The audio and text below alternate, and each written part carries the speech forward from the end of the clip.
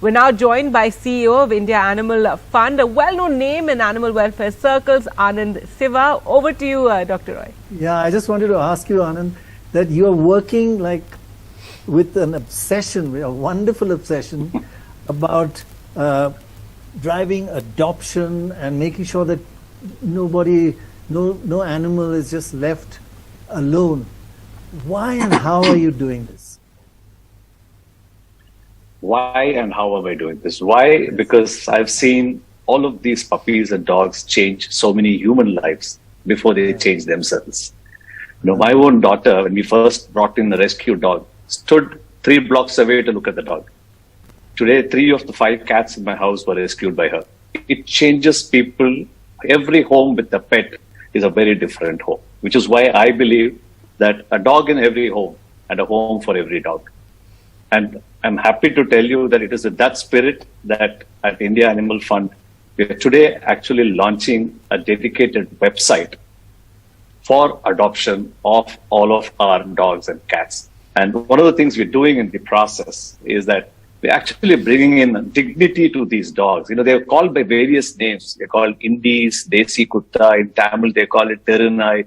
Nothing but telling us that they are, worthless on the streets. We are restoring their dignity. We're calling them the great Indian breed. We're setting up an integrated website today for fosters and rescuers to put up their rescues and go there, look for the right puppy, go through the procedures, see if you are right for the puppy and the puppy right for you, and start adopting today. I am obsessed, and I think if we could work with this, a dog in every home. I'll just give you a quick number if you have the time. Yes, please. If 1 in 10 households in Mumbai alone adopted a puppy, Mumbai will be stray-free. And if we can do this in everything, 1 in 10, that shouldn't be all that difficult in this country. And that's all we need to make India such a beautiful place for animals and so many compassionate households. And so if you're looking at bringing joy, those 1 in 10 houses, those families will also be happier. I think that's a key point you mentioned. Yes, the quality of life changes completely. So when somebody says he's gone to the dogs, actually that's a compliment. Yeah, if a human being could be like a dog, be a much better person. We do use it as a compliment, yes. No, but dogs don't agree with that. No, they don't agree. Correct. Now let's also talk about the issue of animal suffering, which extends to the illegal sale and purchase of protected animals and birds from pet shops, where they're kept in very, very cruel conditions. They're kept cramped up in small cages, very often without food and water, any sort of care to them. One such location is the Crawford Market, and that's something that we have covered in the past. Anand, if you could, talk about that. NDTV did this story on Crawford Market in 2008. It's an issue we have been following since about, the practices there, the cruelty. There's been the pandemic as well and a complete shutdown. What is the current situation there? The Bombay High Court had intervened to shut down the pet shops. But what is the reality really on the ground? Well, I actually did a recce of Crawford Market last week ahead of the show. And I heard something very surprising, that all of those people have taken the trade online.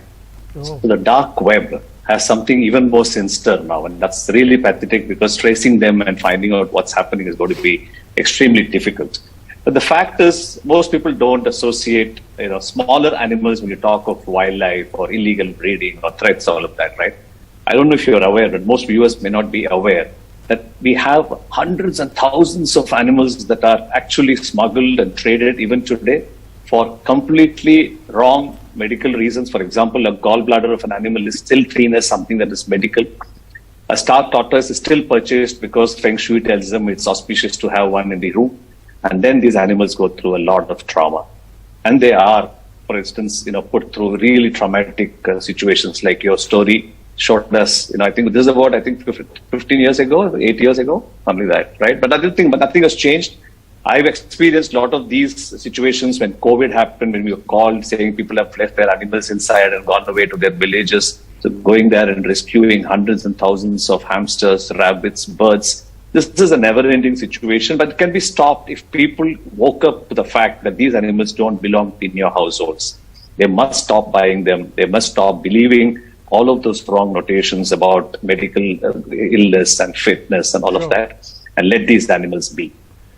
All right, Anand. Thanks very much, for sharing those Can I details. just say something there? Yeah, Vishnu? go ahead, Pradoi. There's this terrible occurrence in markets which we really must stop, and that is of turtles.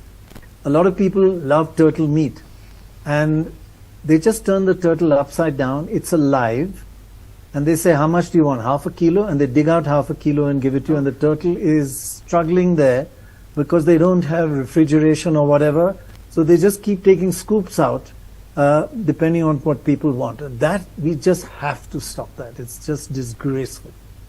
That's absolutely ghastly. Agree.